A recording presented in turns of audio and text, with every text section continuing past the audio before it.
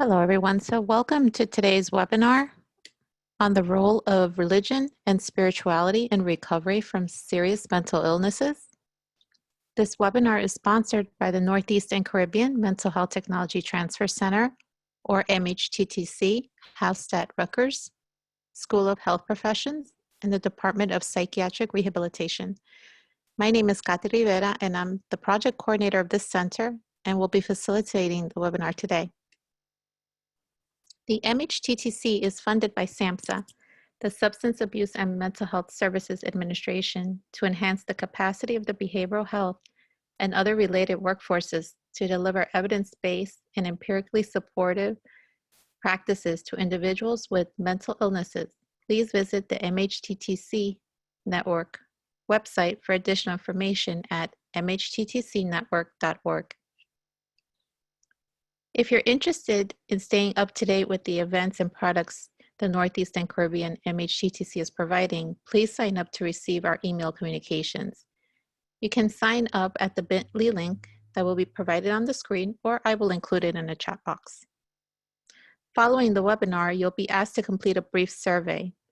We value this feedback and use it to improve our activities and inform future activities.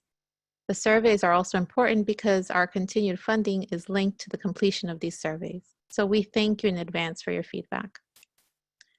We also want to let you know that this webinar is being recorded and will be posted to our website along with the PowerPoint slides in the next couple of days. Also, we encourage you to interact with our presenters during the webinar by using the chat feature. Please post any comments or questions you have in the chat, and I will collect your questions as we go and ask them of the presenter during the Q&A time towards the end of the presentation.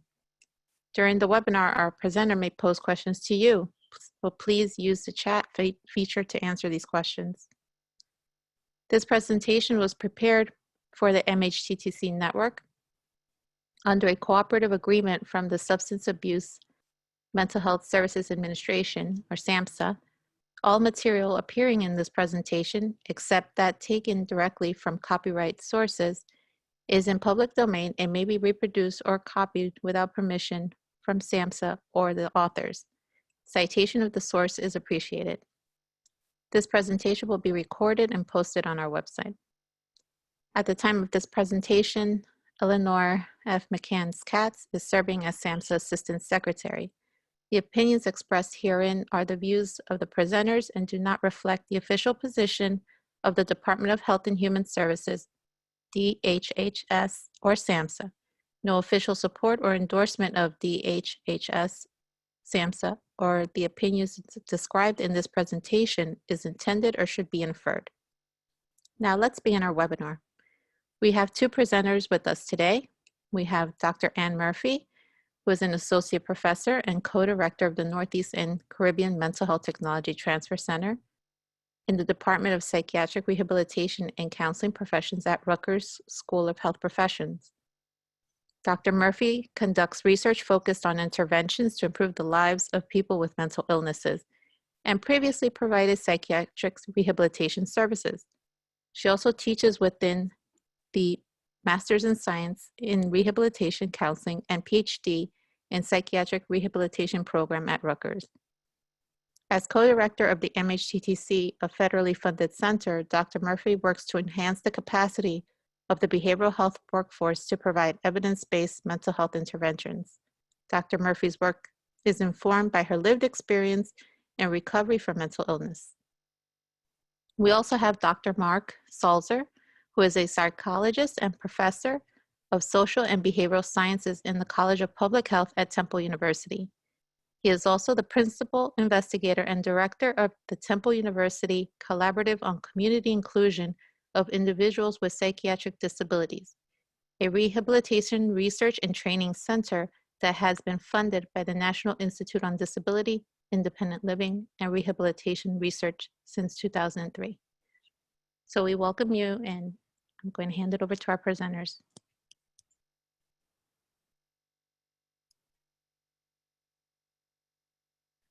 I have to remember to unmute myself. Thank you, Katy, and thank you to everyone who's joined us today. We're really happy to have you, and we're happy to be able to present on this topic and have a discussion around this important topic. I wanted to start by asking a quick question just to get a sense of who is with us today. So a poll should have popped up on your screen. So if you can just quickly indicate your professional role. This doesn't encapsulate everybody, but it does give us a general sense of who's with us. So I'm just going to wait 30 seconds or so for people to be able to vote.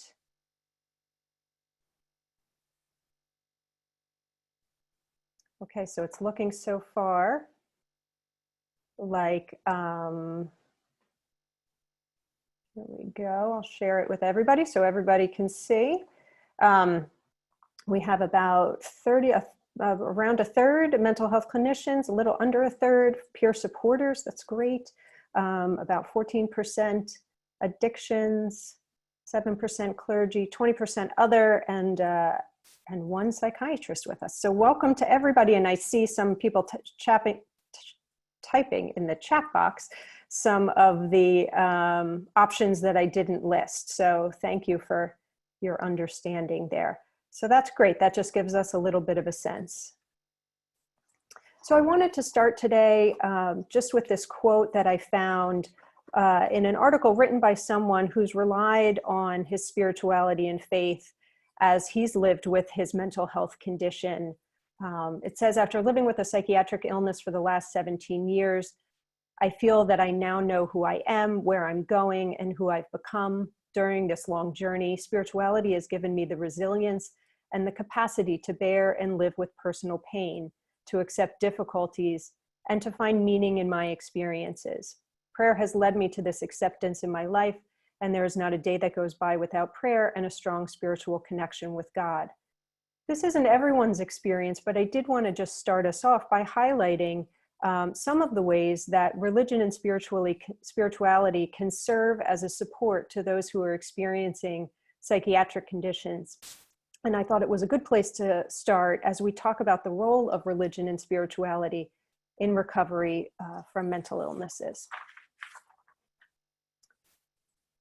So it's likely not news to folks on this call that religion and spirituality are a significant part of many people's lives. According to Pew Research, at least the latest findings I could find, about 2/3 or more of the US population have a belief in God, view religion as important in their lives, and attend religious services, pray, and/or meditate on a regular or semi-regular basis. And while this percentage has come down over time in recent years, it still remains relatively high. Additionally, among people with medical conditions, a very high percentage, 90%, report using religious coping in relation to their condition, with more than 40% of those indicating that religion was the most important factor keeping them going.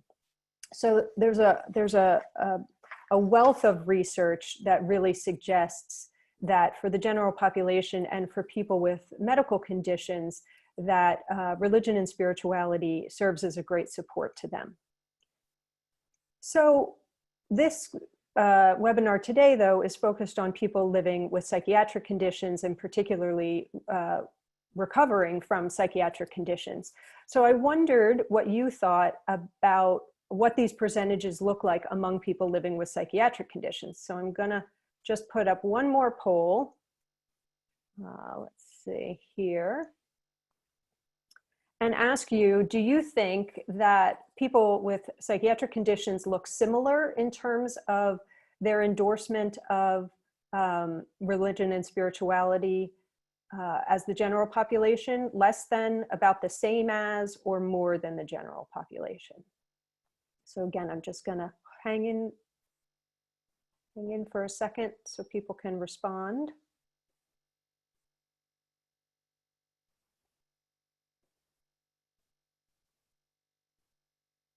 So it looks like we've got the majority saying about the same. Next is, so about 50% saying about the same as the general population, 37% more than the general population, and 13% saying less than the general population.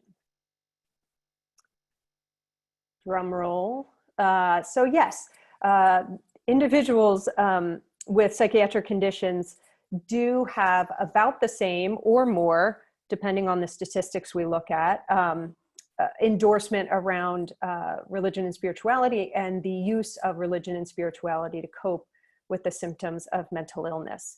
So in various studies, across various studies, a majority of people living with mental illnesses indicated that religion and spirituality are important to them. Approximately 90% of people say religion plays an important role in their lives. 80% or more utilize spirituality and religion to cope with those symptoms. And people reported spending as much as 1/2 of their total coping time in religious practices, including things like prayer.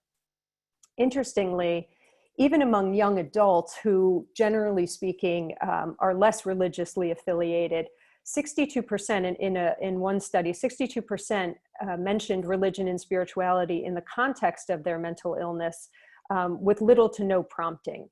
So even without being directly asked about it, they identified that religion and spirituality was an important component in their lives. So who's using religious and spiritual coping strategies? In a study of individuals living, this study was with individuals living with psychotic conditions, 53% indicated that they had a moderate or greater belief in God. 21% of them said religion was moderately or very important in their life, and 15% said that they had weekly or greater attendance at public religious services. And lastly, 17% said they engaged in daily or more frequent private prayer or other religious practices. Additionally, 85% reported that they use at least some religious coping strategies. So I thought this was particularly interesting because you've got 53% of people who are reporting a moderate or greater belief in God, and 85% of people saying they use at least some religious coping strategies. So what does that 85% tell us? What I think it tells us is that people don't have to identify as religious or even have a belief in God or in order to use religious coping strategies. These strategies aren't limited just to people who identify as religious. And I think this is particularly important for us to keep in mind as we think about providing supports to people in our services and how we approach whether or not to inquire about religious or spiritual affiliation and strategies.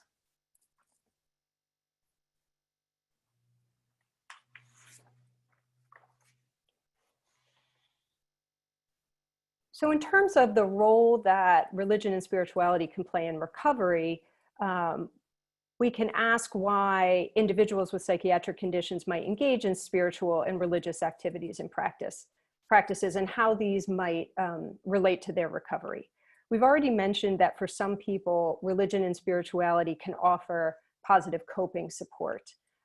Spiritual practices can do this, including specific religious and spiritual practices, like we mentioned, prayer, meditation, mindfulness, attending a place of worship or a quiet space, or reading religious or spiritual texts. Additionally, having a spiritual relationship with God or a higher power is also an important aspect of coping with this relationship, providing a sense of comfort, reassurance, protection, guidance, and strength. Religion and spirituality can also provide a framework for making sense of one's experience of mental illness, providing some of that meaning making.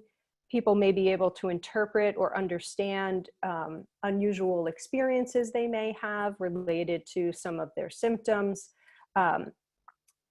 through the lens of religion and spirituality, potentially making it feel less threatening or overwhelming.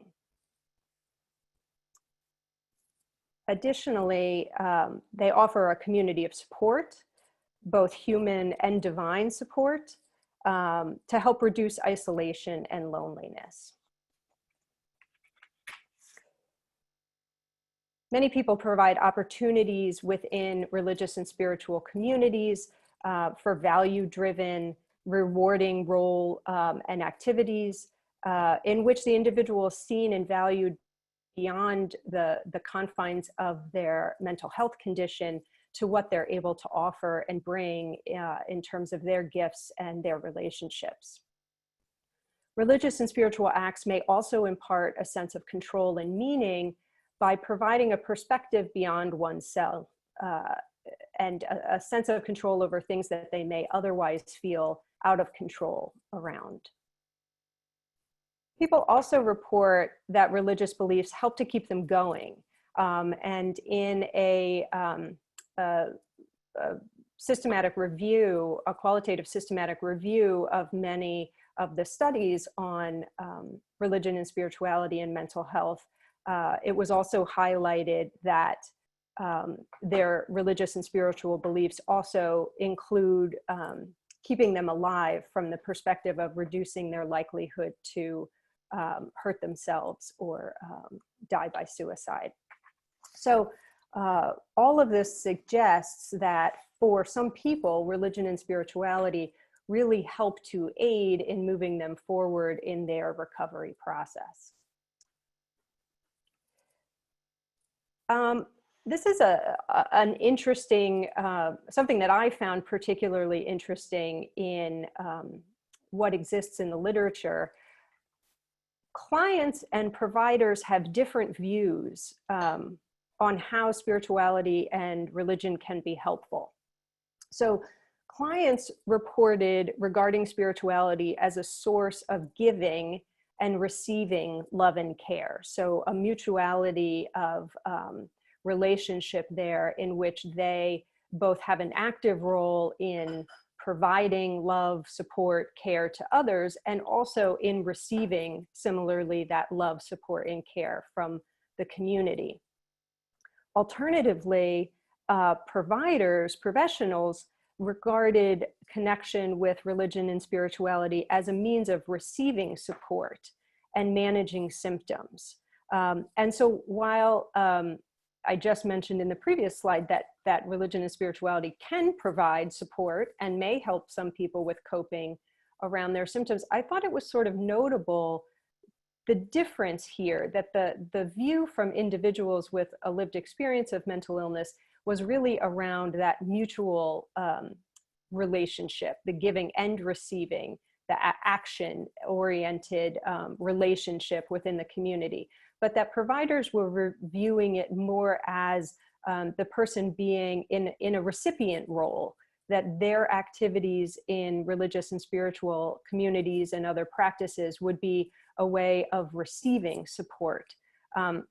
So I just think it's important to highlight here that it's important for us as providers to try to assess and keep in mind the reciprocal nature of what, at least in this particular study, what individuals with lived experience shared as the benefit of participating in these communities. So I think it's important for me to also acknowledge in this discussion that some people have concerns and have had negative experiences and even traumas related to religion and spirituality. I think it's important for us to name these things and consider strategies to address them.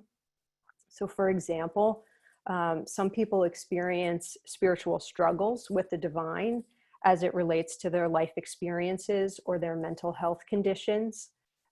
They may feel anger towards God and feel that they're being punished by God, that the mental health condition itself is a punishment for something they've done wrong or for not being faithful enough. They may interpret their experience with the mental health condition and their challenges around it as feeling abandoned by God. And these are all understandable reactions and things that we need to acknowledge. Sometimes these same individuals who are experiencing this struggle are the same people for whom they really desire a relationship and a connection. So I think we again just need to keep in mind that just because there is a challenge, or someone may feel some of these feelings, anger, abandonment, punishment, it doesn't necessarily mean that they want to reject that connection. It may be something that they want to process and work through. Or they may not. They may want to move away from it. So, and that's acceptable as well. Sometimes religious and spiritual communities, and this can also extend sometimes to family members or other supporters. Sometimes their view is that mental health conditions are moral or spiritual failures. For example, people have talked about receiving the message that if they only prayed more, or if they only believed more fully, more committedly, that that they wouldn't experience the mental health condition. And this can be a negative experience for people. It can be traumatizing for people. So in a little bit here, when Dr. Salzer speaks, I think he may touch on the importance of educating the spiritual communities as well, so that they can be welcoming to individuals who have mental health conditions, so that some of these messages might be able to be adapted. Negative experiences with religious services or communities in which people have felt rejected or stigmatized or discriminated against also happen. Sometimes this can look like gossip, or it can look like lack of inclusion, but it can also go beyond that to look at rejection and discrimination in the form of religious and spiritual groups' responses to certain communities, including the LGBTQ+ community, some racial and ethnic communities, and others. So it's important to, again, recognize that for some people, that's their experience with religion and spirituality. And lastly, of course, there are the traumas that have incurred through actions by religious leaders or advocates, including spiritual, emotional, and sexual abuse that have to be acknowledged and worked with.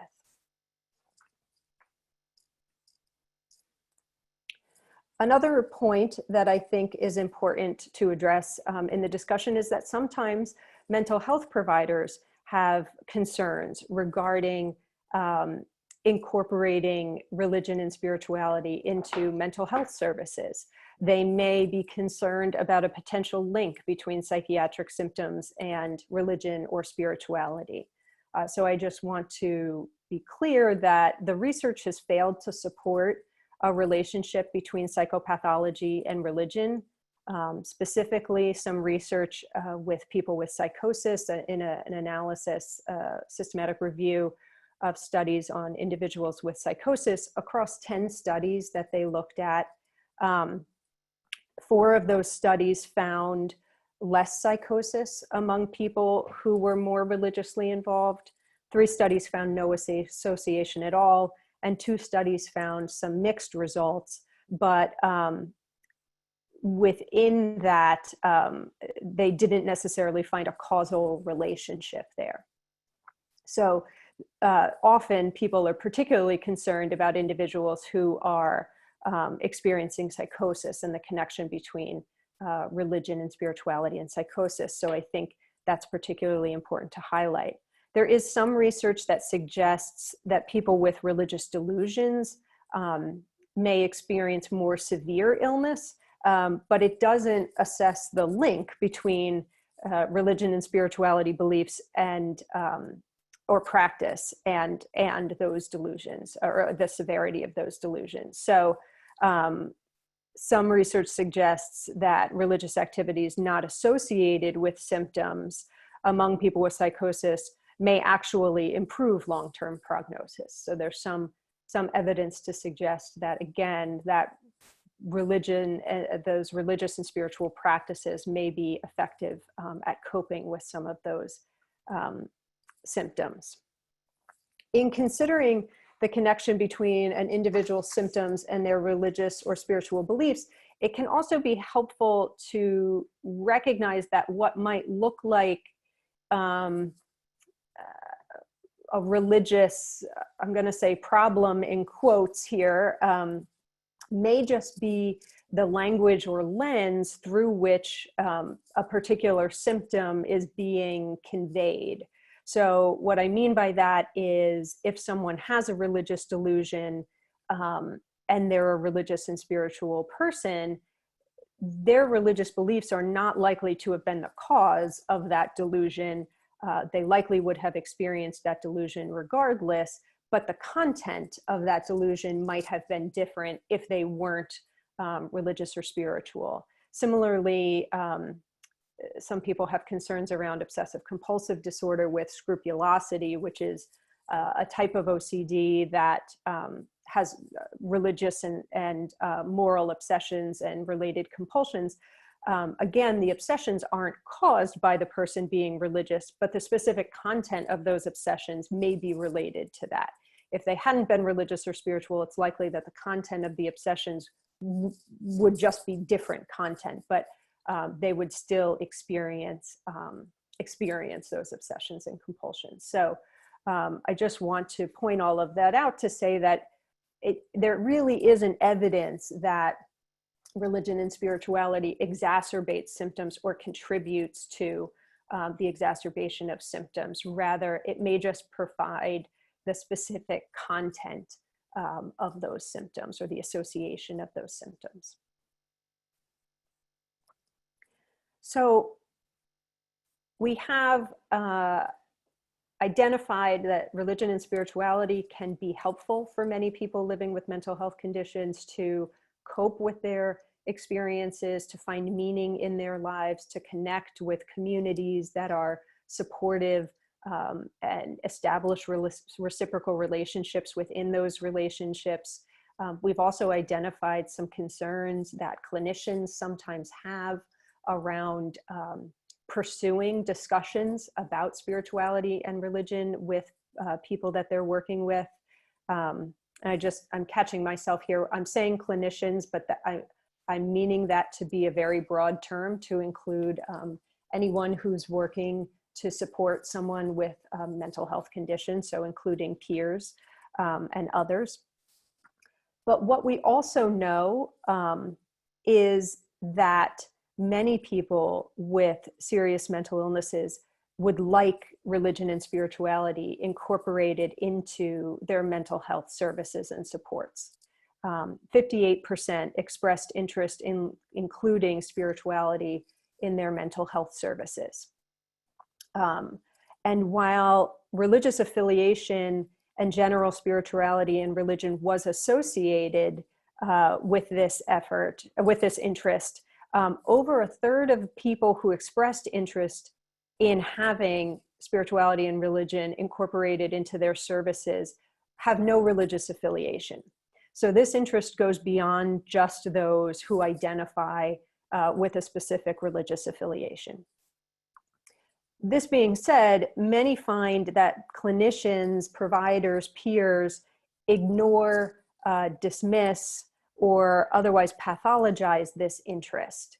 And this disconnect leads to what's been termed in the literature a spirituality gap, or a failure on the part of mental health services to include or address spirituality and religion with service participants who are interested. And there are several reasons for this spirituality gap, including that there's little professional development and training around how to integrate religion and spirituality and mental health services. Without training, many mental health practitioners lack the ability, the comfort, the efficacy to engage in spiritually competent care frequently. mental health providers as a whole have tended to ignore or undervalue the role of clients' spirituality and religion in treatment. That comes from a study that's a little older, and so that may be improving somewhat. But what the research also tells us is the strongest predictor of whether a practitioner, a clinician, a peer, a supporter, integrates clients' spirituality and religion into services and supports. The biggest predictor of that is their own spirituality and religious views and behavior. And mental health providers as a whole, in general, tend to be less religious than the general population. And we saw before that people with mental health conditions are similarly, if not more, religious and spiritual. So we have a group of individuals within mental health clinicians who are less spiritual on average as a whole than the people that they're providing services and supports to. So there's a mismatch there, potentially. I've also heard from clinicians, I did a presentation on this not too long ago, and some of the folks in the room said, I'm happy to talk about religion and spirituality, but I want to wait until the individual that I'm working with brings it up, because I don't want to seem like I'm imposing my values. Unfortunately, what the research shows on this is that individuals would prefer that the practitioner initiate that discussion. Individuals may not bring it up because they're concerned that it may be a taboo subject. And of course, we know that often, because of the dynamic of these kinds of relationships with mental health professionals, sometimes there is a power differential. And so the individual engaged in services may not feel comfortable doing that. And so it may be important for the clinician, the supporter, to raise this with the individual to assess whether it's something that they want incorporated into their services and supports. And in fact, many organizations are beginning to integrate into their intake assessments questions around spirituality and religion, so that they have a better sense of this and the individual's needs and desires as they come into the program. So there are many reasons to work towards addressing the spirituality gap, including those that I've covered, as well as our ethical obligations to provide person-centered care and to address the things that are most supportive of the individual and what might help move them forward in their recovery. So how do we know how to do that? I just kind of reviewed, most of us haven't received training on that. We might feel uncomfortable. We may not know what to say. And so there are a few different strategies. I do see here, just I'm glancing at the chat, that someone's brought up SAMHSA's 8 Dimensions of Wellness, which covers spirituality.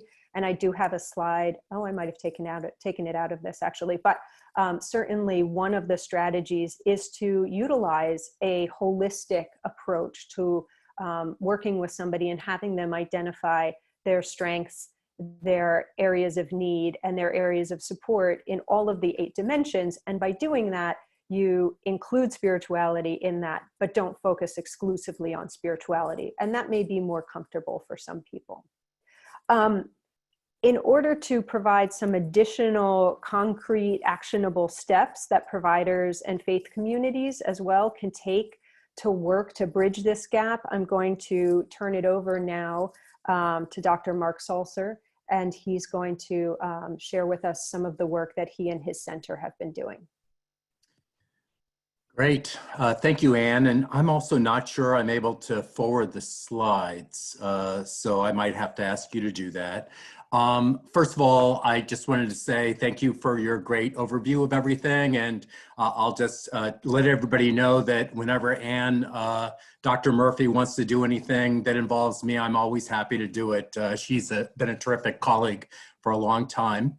I also want to welcome everybody to this webinar. I've been following the chat pretty closely and love the kind of comments and dialogue that are happening there. I would like to encourage you to make sure in the To button that you send your messages to all panelists and attendees.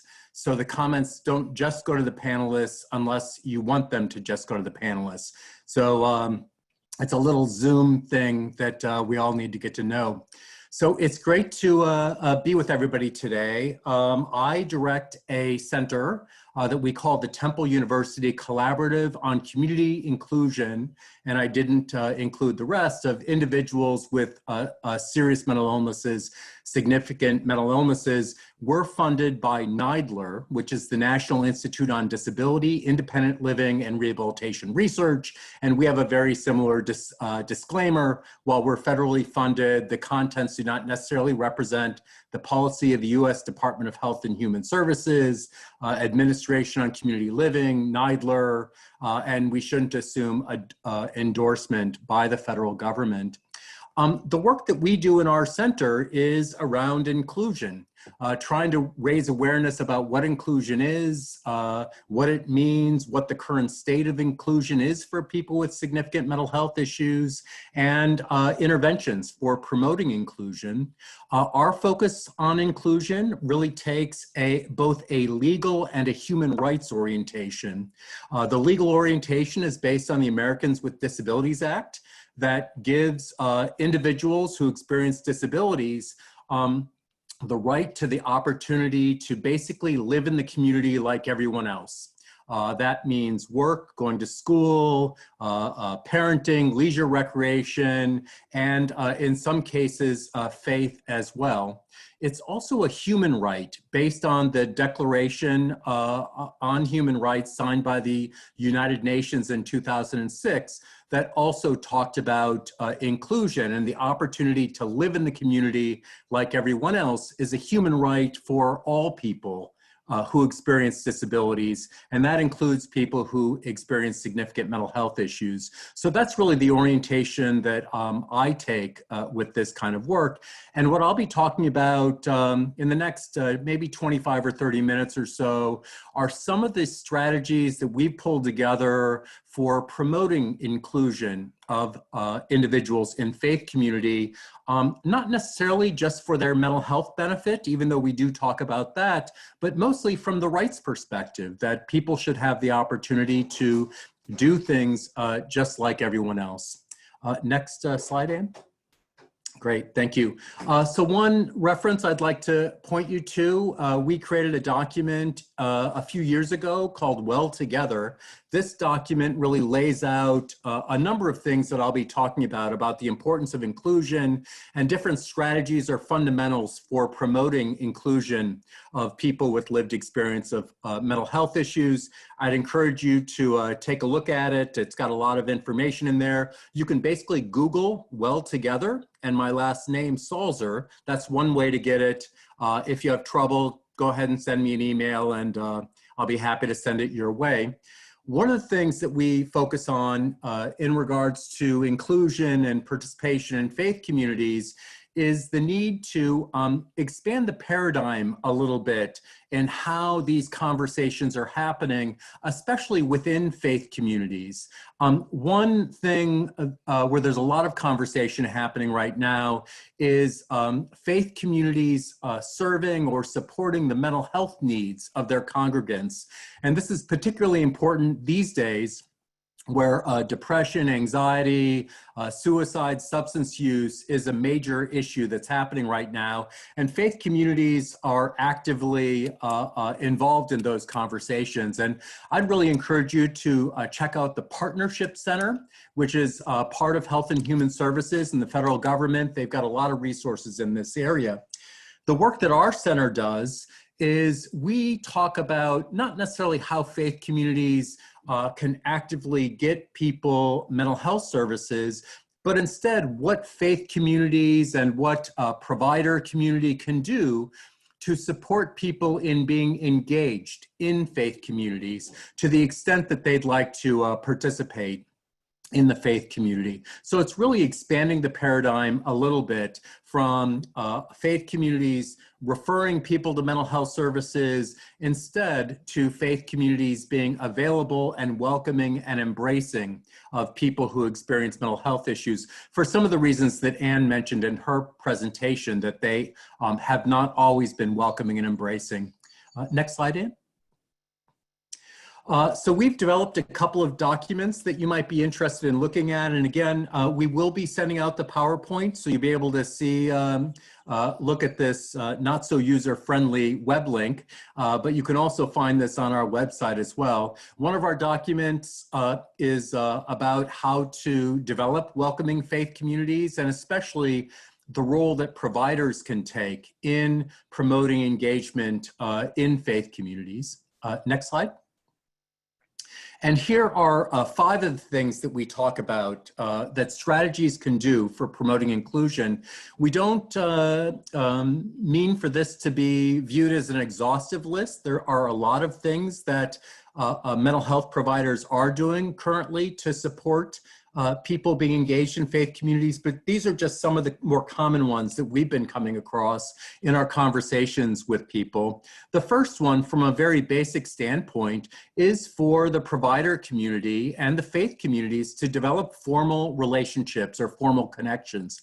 That means programs or agencies reaching out to faith communities to establish a dialogue and talk about how they can support one another in supporting people who are in their congregations currently or who might feel excluded from their congregations in being included and welcomed and embraced like other congregants.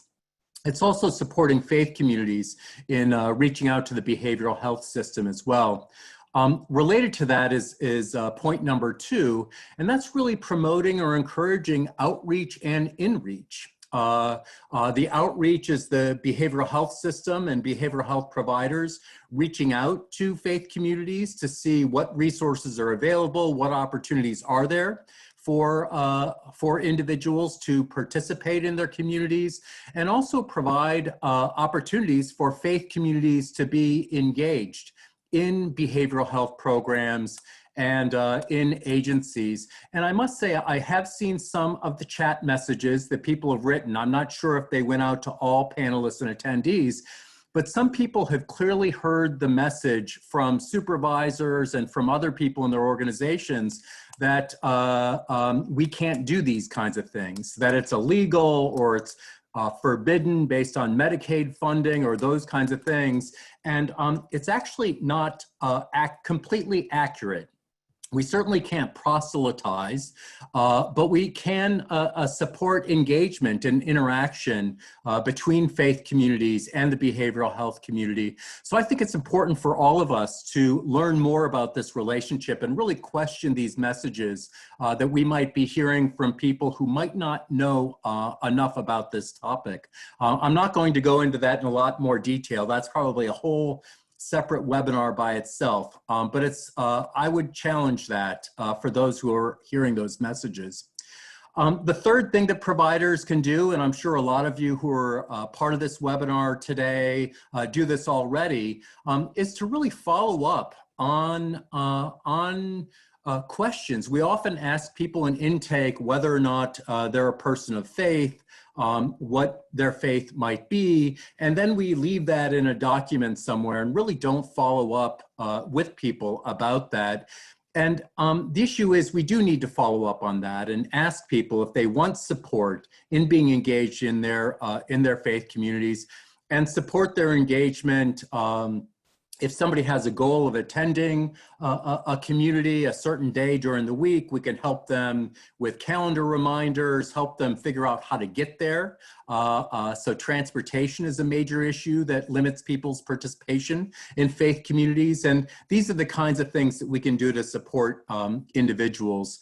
Number 4 is supporting that participation, especially with natural supporters, unpaid people who might be available to go with them to participate in their faith.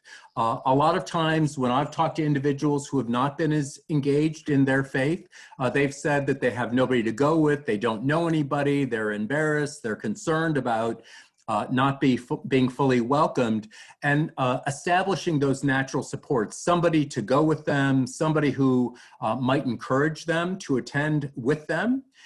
This might be somebody from that particular congregation. We'll talk a little bit about this later, but really looking for those natural supporters who can help somebody be engaged. The last thing that I'll mention that providers can do, and it's really more related to developing those formal connections as well, is just find out what resources are available, what faith resources are available in your community. Again, get to know the congregations, get to know the leadership. It's really important for behavioral health providers to be connected to the larger faith community. There are lots of resources there, lots of opportunities for connection. And I would say the faith community is most people are very interested in establishing these relationships. Next slide, Anne. We've developed another document about the role that peers can play, peer specialists can play in supporting faith. And based on the poll that Anne did earlier, it looks like we've got a number of people with lived experience and peer support roles who are a part of the webinar. It's great to see you today. And some folks have been chatting about where they're from and their background as well. So this document really describes some of the things that peers are talking about in terms of supporting faith. This is an area that I've become increasingly interested in because spirituality is for many people an aspect of their recovery. It really makes sense for spirituality to be part of the work that peers are engaged with, because that's part of recovery for many individuals. And this is really one unique area where peers can play a particularly vital role in promoting engagement in faith and spirituality for individuals. Next slide, Anne. Some of the things we heard from some conversations we were having with peer specialists is, again, many peers reported that faith was important to their recovery. Faith was critical to their recovery. And in terms of giving back to their peers, the opportunity to talk about their faith, not necessarily proselytized, but the opportunity to talk about it was expressed by many people we talked about. But the second finding that we heard from peer specialists is that they often received messages from others, especially their supervisors, that it might be safer or more prudent or legal to not talk about these kinds of things and not have these types of conversations. And again, I think that these are some of the things that I've seen on some of the chat messages that people have been writing. People are being told that they're concerned about the possibility of having competing religious or spiritual beliefs and how that might be divisive. And of course, with some training and understanding about how to promote religion and spirituality or engagement in faith, certainly being able to talk about differences is the approach that is most recommended, and not allow it to be a divisive interaction. Sometimes, and I think Anne mentioned this, there's concern about promoting unhealthy religious ideation.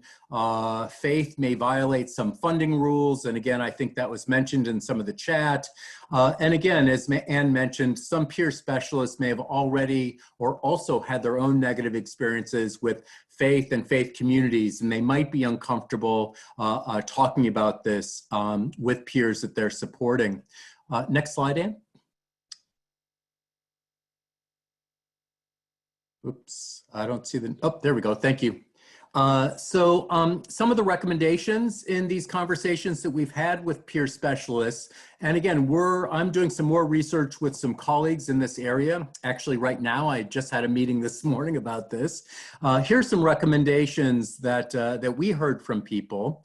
The first recommendation is to certainly talk with your supervisor within your program and agency about the role that you can play in supporting people's connection to religious or spiritual organizations, to really make the point, as Anne pointed out, that faith is important for many people with lived experience, and this is not a pathological issue for most. And it's really important for peers to be able to talk to their providers, to their supervisors about how they can support people's engagement in faith. Certainly talking with the people they're supporting about their goals, raising the issue about possibly reconnecting or connecting with religious or spiritual communities. Is this something they want to pursue? Yes or no? If not, certainly leave it. And if this is something somebody wants to pursue, then to take steps to support it as well. We also talk about the peers establishing relationship with communities of faith as well, and discussing how, with faith communities, how they can be more welcoming and embracing of people who experience mental health issues into their congregations, possibly giving talks to faith communities about what faith and spirituality has meant to them in order to help those congregations become more welcoming and embracing as well. Looking for opportunities for people to connect to faith communities beyond attendance at services or religious events is also another role that peer specialists can play. And then overall, just working with your agency or program to talk about religion and spirituality, probably even more than they do now, could be a potential role that peer specialists could play as well. That's somewhat of an advocacy role within programs and agencies. Peers, possibly more than other non-peer providers, understand the importance of faith in recovery, and it might be an important role for them to serve as advocates as well within their organizations. Next slide. So a lot of work that our center has been doing has actually not been within the provider community or with peers. We've been doing a lot of work with clergy and faith communities themselves in order to promote inclusion of individuals with mental health issues. The reason for this is we take what's called a social model of disability perspective, where we've identified that while there are a lot of people who experience mental health issues who are interested in being engaged in faith communities, that the faith communities are not always welcoming and embracing, and that this might be one of the reasons why people are not as involved or as engaged as they would like to be. Prejudice and discrimination is probably as strong in faith communities as it is in the general population. And I will say it's very powerful in the general population as well. And it's something we need to address. Next slide. So there have been a number of activities that have gone on over the last decade or so about promoting inclusion of all individuals who experience disabilities in faith communities. This has been an area that faith communities have been interested in for a little while, how to support people who experience physical impairment, sensory impairment, hearing impairment, visual impairment, cognitive impairment, and more recently, autism as well, people who experience developmental disabilities. So there's been a lot of interest and there's been a lot of work about how to promote inclusion of individuals with differences in faith communities. So some of the strategies, and you see the references here, and again, you'll be able to, you'll get the PowerPoint and be able to access some of these resources, but there's been a lot of conversation and discussion about addressing the attitudinal barriers. This basically is prejudice and discrimination about people who experience disabilities. There are some congregations that are that have historically been concerned about people with physical disabilities participating in their services or in their congregation or or sensory disabilities. And obviously there's a lot of concern still about people with psychiatric disabilities as well. Actually, could you go back one slide, Anne? There's also programmatic barriers that have been addressed. And there's also some great information that we've been sharing with faith leaders from a great study that was done and published in 2012, that it's really important to have faith leaders who are committed to inclusion, and this is inclusion broadly speaking, that are involved in educational activities for their congregations and themselves around inclusion of everyone who experiences disabilities. People with disabilities or impairments need to be discussed in positive ways, and this has not always been the case historically in some faith communities. Having faith communities that had strong ties with disability organizations, and I would say with behavioral organizations as well, have tended to be more inclusive of people who experience those issues, and faith communities that have a stronger orientation toward promoting social justice have also been more inclusive as well. And I didn't say this at the beginning of my part of this webinar, but inclusion is a social justice issue. This is an issue related to oppression that people have experienced, and it's something that we need to be addressing through laws and paying attention to human rights, but also our practices and efforts to ensure that people have the opportunity to participate in the community like everyone else. Next slide. So there are some other steps that congregations can take, learn more about the importance of inclusion as an aspect of celebrating diversity, broadly speaking, in congregations. That's one strategy that people have taken, addressing prejudice and discrimination that they have, learning more about groups that have traditionally been marginalized, including being marginalized in faith communities, is important to address negative attitudes and beliefs people might have. Really reaching out to marginalized populations, including the disability population and people with mental health issues, is also important. And again, having an orientation that is more welcoming and accommodating and embracing difference, rather than seeing difference or impairments as a hassle, as something you don't want to have to deal with, as something ugly that you don't want to see when you're in a particular service or other type of activity. Next slide. So some general sample examples that faith communities have been involved with. And again, I'm talking here about promoting inclusion of all people who experience disabilities, including people with mental health issues. But it's really important for congregations to make it known that they're welcoming and embracing to people who experience differences, and to make it known that they're an inclusive community for all people. Again, many people, including those with lived experience of mental health issues, have not had good experiences in faith communities. And so for some of them, they might be interested in coming back, but they are unsure or unwilling to be heard again. So it's really important for congregational messages on websites, on newsletters, to say we welcome, we're inclusive of all people, and to specifically mention that they're inclusive of people who experience disabilities as well. Religious leaders making frequent statements about inclusion that's linked to theology is incredibly important as well. To talk about disability and impairment as part of theology is critically important. For lay leadership to also be involved in promoting inclusion as a priority, to develop work groups around these issues is incredibly important.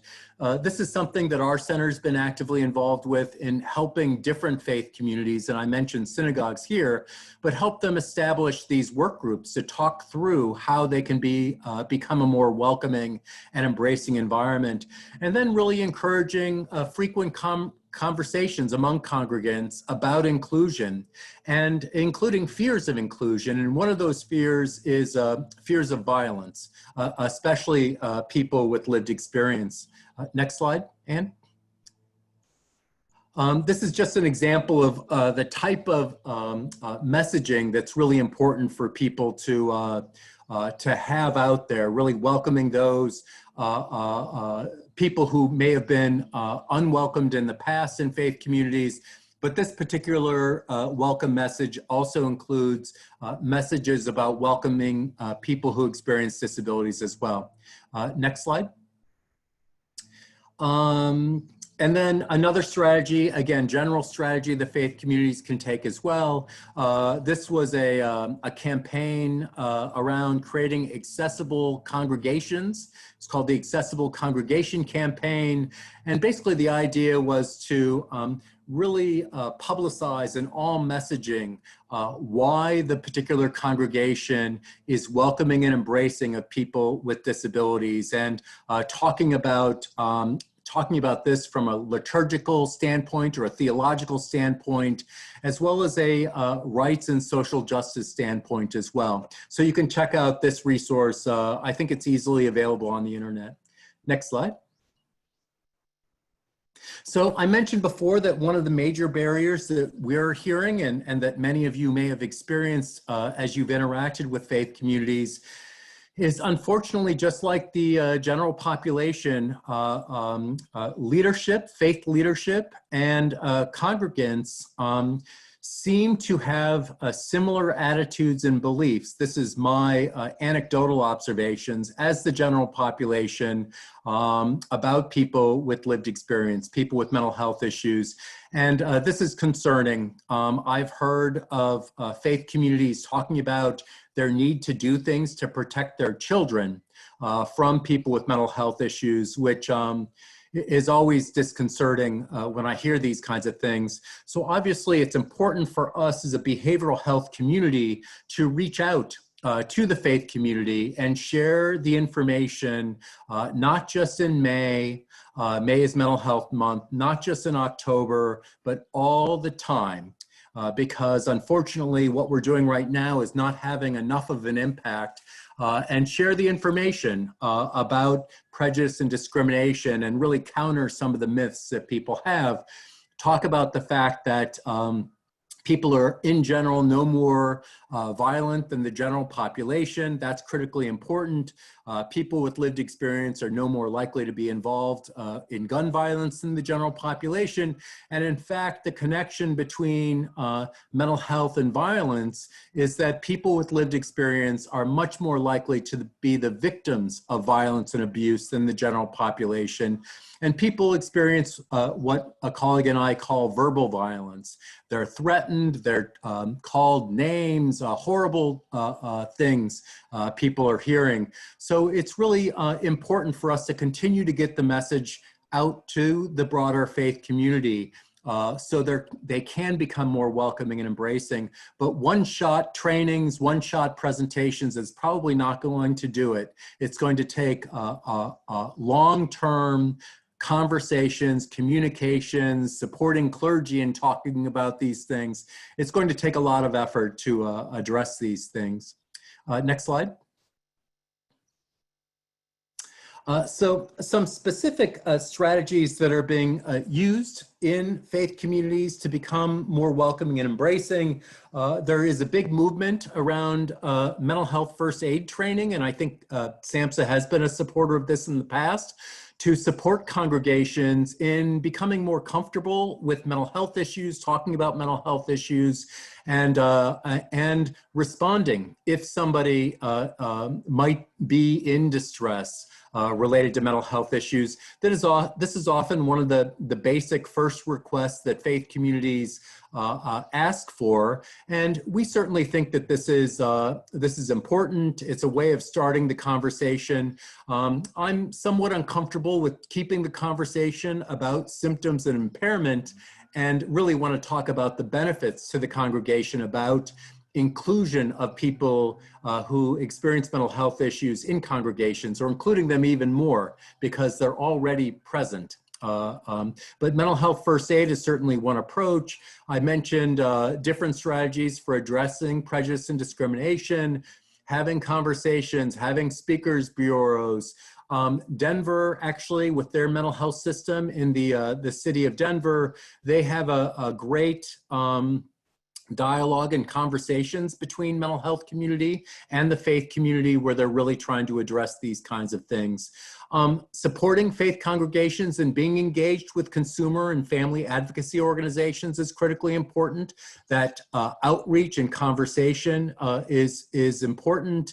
And again, connections with the mental health systems and agencies, and really doing some work to understand that not only does this issue affect the person themselves with lived experience, but that the exclusion of people with mental health issues also leaves many family members feeling excluded as well. I've talked to many family members who say that they do not go to their congregation anymore because they don't feel welcomed, because their loved one is not welcomed. And it's really important for us to also think about this from a family perspective as well. Next slide. So I just have a couple more slides, and then we're going to open it up both to the Q&A and in the chat as well for your questions and comments. And there's, again, some good stuff going on in the chat. I wanted to just specifically mention some other strategies that can be taken to especially promote these natural supports within to support participation in faith community.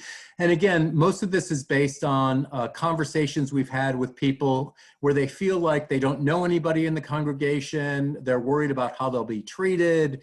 And congregations actually have developed what they call befrienders ministries. This is one example of developing natural supports within the faith community to really welcome all new members to that community. So really encouraging congregations to maybe take this approach, and they'll serve as a resource and a support for people with lived experience who might come to the congregation. Again, it doesn't require disclosure of having a mental health issue as well. We are not big supporters of that, but creating just a typical befrienders ministry for anyone coming to the congregation so they feel welcomed and embraced. So next slide. Some other strategies that we also promote within the faith community, but also outside as well, is to pursue some other types of programs or initiatives for developing natural supports. And again, natural supports are unpaid people. They could be family members, neighbors, congregants in a particular congregation. They could be distant cousins. They could be anybody. And really developing strategies to connect individuals with these natural supporters. And here are a couple different strategies. I'll talk about the Compeer program as one example. Compeer is a program that started many years ago in Rochester, New York. It basically connects people, an individual with lived experience with another individual from the community, and they get to know each other and develop a relationship. It's not a mentoring program. It's not the natural supporter, the community person helping the individual with mental health issues. They support one another. And we've been promoting this type of Compeer-like initiative within faith communities where they can support a congregant, a member of a particular congregation who's available to be a supporter of anybody. It could be a person with lived experience or really anybody, and help them feel more comfortable and welcomed in that particular congregation. So these are some strategies you might want to take a look at. Next slide. And obviously I mentioned some of the befrienders ministry. There's also an approach called family helpers. So this is really moving from that Compeer model, which is a one-to-one model, to more of a model where families in a congregation are supporting one another in engagement in the faith community. So this is another type of approach that could be used as well. Circles of support is where a group of individuals agree to support somebody who'd like to be more active in a faith community. It's run by the person with lived experience. They choose who's in their circle. they choose what the goal of the circle is. So I want to go to church, synagogue, or mosque more often. And the members of the circle agree to support that individual in engaging in that activity as much as they would like. So one person might be available to, I'll give you a ride. The other person might, call them up to remind them that there's something going on that they might want to attend that day. Each person takes a different role to support that individual in achieving the goal that they've identified. Behavioral contracting is the idea that some individuals have experienced some challenges during services where they've engaged in behaviors that the rest of the congregation and the leadership of that faith community find distracting or not conducive to the service or the activity that they're involved with. And this is a strategy that we've encouraged faith communities to use. Instead of just kicking that person out and saying you can no longer come back, having a conversation with the person to talk about what's happened and how they can develop a plan for how to deal with this situation if it happens in the future. So that's what behavioral contracting is about, and I'd be happy to talk with you more about that. Next slide.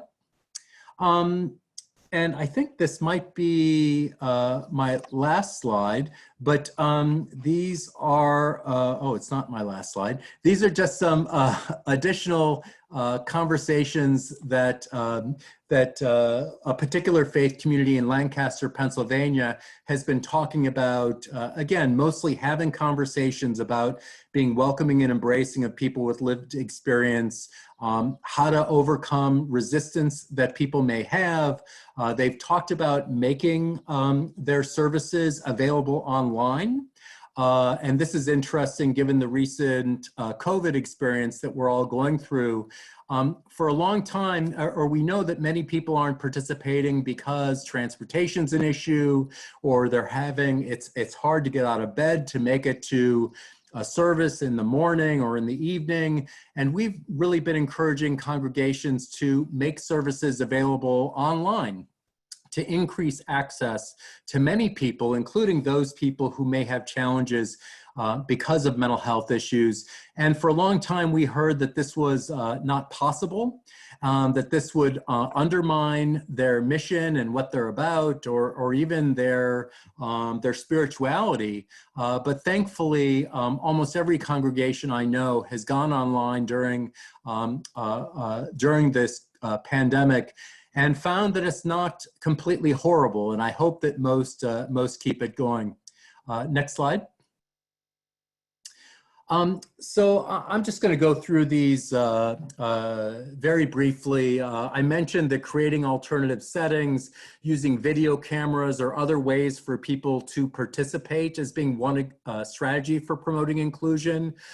If there's a challenge during the middle of a service or an event, if that service or event was online or made available, the person could watch it out in the lobby or in another room or something like that. Somebody said correction to therapeutic. I'll have to look at that.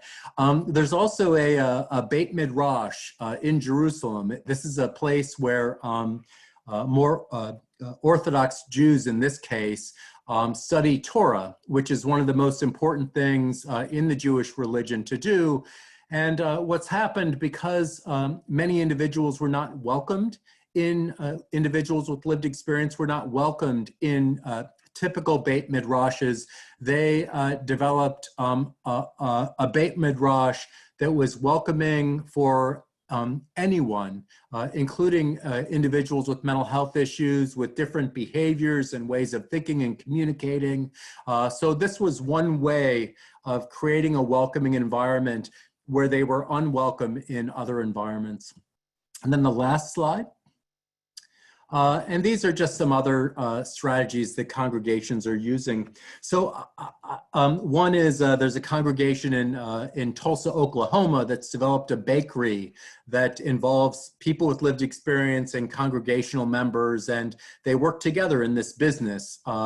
And also in Tulsa, there was a consortium of faith communities that was working together to address homelessness, especially for people with lived experience as well. So I did notice that there were a number of people, there were only a few people, I think, who were clergy. And so I hope that some of this information is of interest.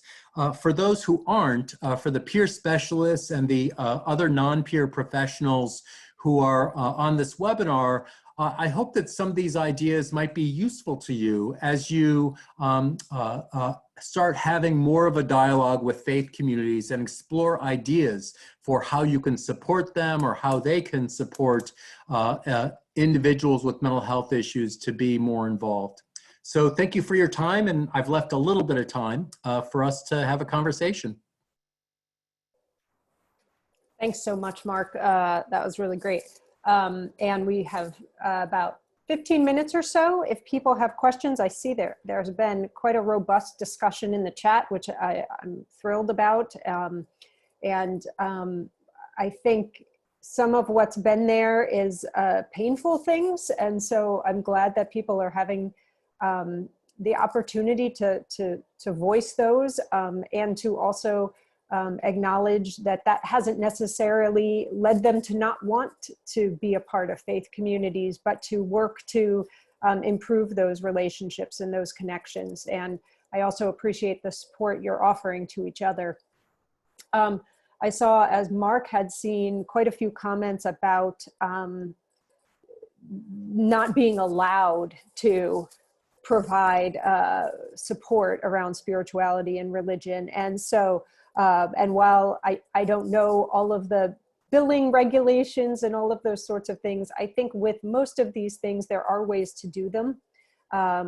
It's a matter of what you call it and how you frame it. And so I would encourage people to continue to think and speak with their leadership about the information that Mark has shared around strategies and some of the information I've provided around the statistics about the importance of this and the benefits. Okay, so let me see, I'm looking in the Q&A. Please feel free, if you have questions, to type them in the chat box or in the Q&A. Let me see here. So there's a question, and there were a couple comments around 12-step approaches and their use in substance use treatment, although they're certainly used with other things as well. And a question about mandating 12-step participation and whether that could be harmful. I don't know if Mark has any thoughts on those, but I know that 12-step programs are helpful for many people, and they do try to utilize a broad conceptualization of a higher power so that it's not requiring faith or religious association. But I think there's a challenge with mandating anything. So that's my comment as it sort of tangentially relates to what we're talking about today. I don't know, Mark, if you have anything else you want to say about that as I look at some additional questions. Yeah, no, I missed that in chat, but I would definitely, I would agree with that. Also, I do know that some, especially more national 12-step oriented groups have developed language around these issues that is more welcoming of people from a broad range of faiths and orientation to spirituality as well. So not all 12-step groups are the same, even if they're using the same model. You've seen one AA group, you've seen one AA group. It matters on the people, how they're interpreting things. So if that's what you're interested in and that's an approach, I am a fan of 12-step approaches, but but yeah, there's a whole range for a lot of different people. Thank you. We had a question or a comment / question about, I mentioned that utilizing SAMHSA's 8 dimensions of wellness might be a strategy for discussing, introducing a discussion around spirituality. The question is, how does one more specifically bring this up? And there's a suggestion that self-care might be another way to get at a question around spirituality and faith practices as it may relate to one's self-care. So, I mean, I think there are countless ways that you can initiate a conversation about one's spirituality and religion. Mark mentioned, you know, that all too often it is included in an intake, but then that gets put on the shelf and never addressed again. And so I think almost more importantly than how to initiate a conversation about it is how to maintain a conversation about it, again, if the person's interested. So I think trying to look at ways to incorporate faith and spirituality in one's, you know, in one's overall interests and goals. Mark talked a lot about different ways to help people engage in their community and actively participate in that community. And those are often pieces that are connected to what someone's goals might be, whether their goal is to, you know, to work or to be in a relationship or to buy a house, you know, whatever it might be.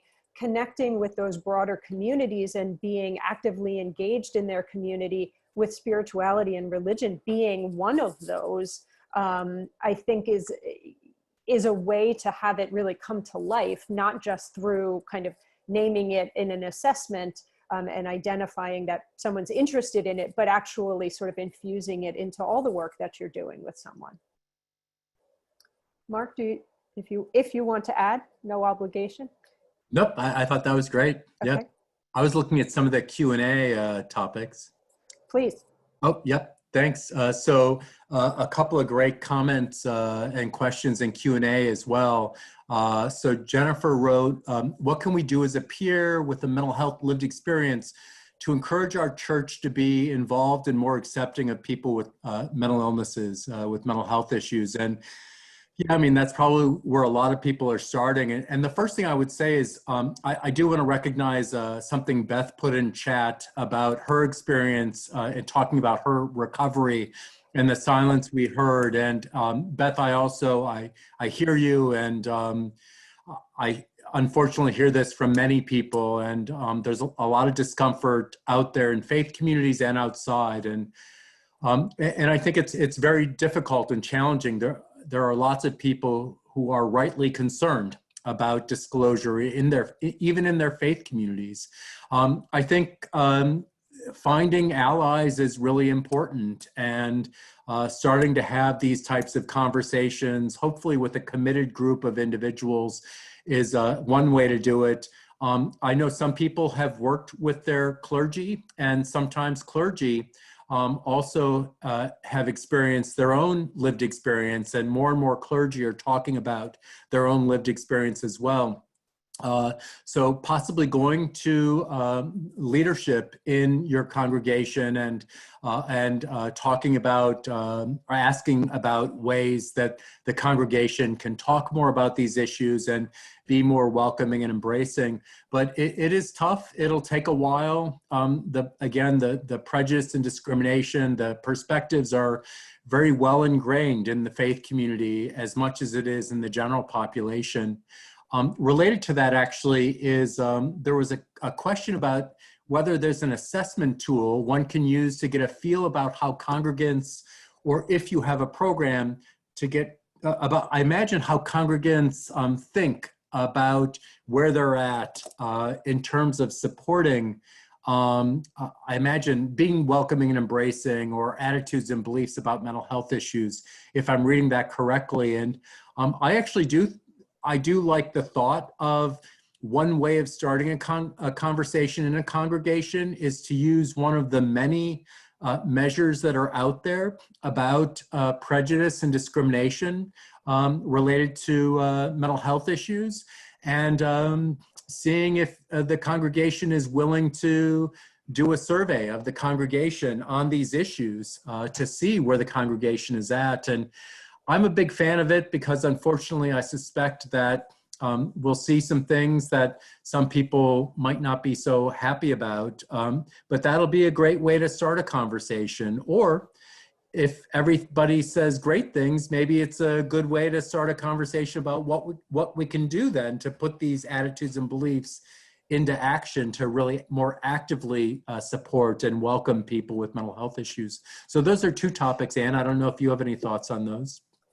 No, I think that was good. I see a push in the Q&A to address a question that someone else asked. So about Medicaid, can you expound on what Medicaid allows as far as including spirituality, religion in our programs? I have to admit that I do not have expertise in that area, and so I'm reticent to offer too many suggestions.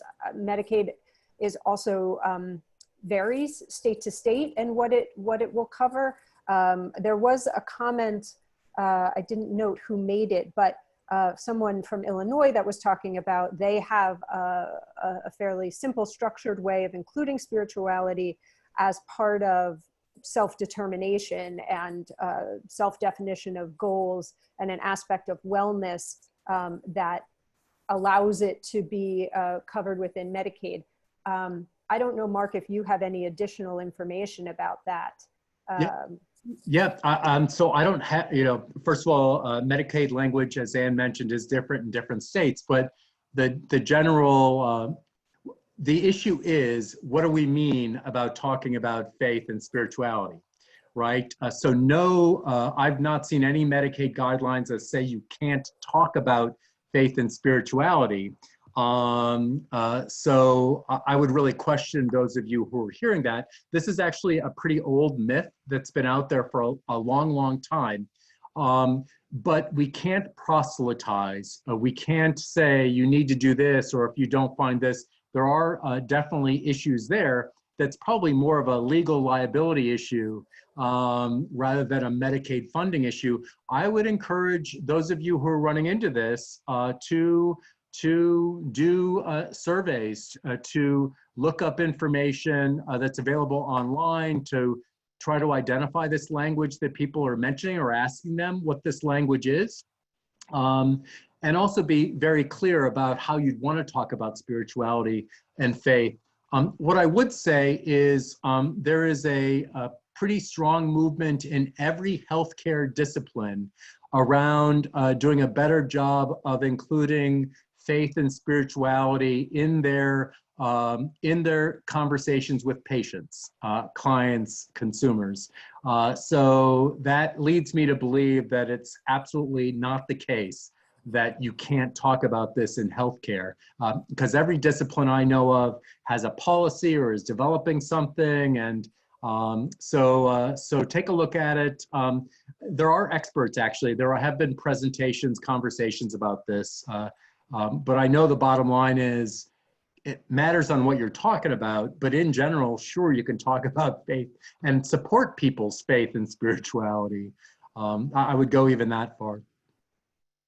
Thanks, Mark. And there's some other, we're just, oh, wow, we're really just about out of time. There've been something in the chat, and there's a question too about, if your client is presenting or holds different beliefs. And I think the thing to remember there is that this is really about the person you're working with and you're supporting and what's important to them. So just like we do with most things in working with other individuals, it's not about our personal belief systems, our values. It's about their beliefs, their values, what's important to them, their goals. And I think as long as we stay grounded in that and make sure to focus on them, we reduce conflict, a concern around any conflict, because we're with them, we're walking with them. And supporting them, and it's not really about us. So I think trying to approach it, quite simply as a person-centered approach will help you to stay focused on what's important to the individual. We are just at the end of our time here. So thank you all for the active participation, the very many interesting and helpful questions, and the support and conversation that you all have had with each other. It's been wonderful to get to just see it out of the corner of my eye as it speeds by. As was mentioned at the beginning, we do ask that you complete a survey. You'll receive a link to the survey in your email, so you don't have to worry about the QR code here, but it's there if you'd like to use it. And in the slides, you'll receive our contact information as well as all of the references. And we'll also send out to you links to the tools that Mark was referring to in his slides, so you have easy access to them on his site. So I want to thank Dr. Sulzer again for his willingness to participate in this. I really appreciate both his participation and all of the incredible work that he and his center do, not only around inclusion around spirituality and religion, but all of the inclusion and participation work that you've done over the years. Thank you very much. And thank you to everyone who's attended and participated. Be well, and thank you again.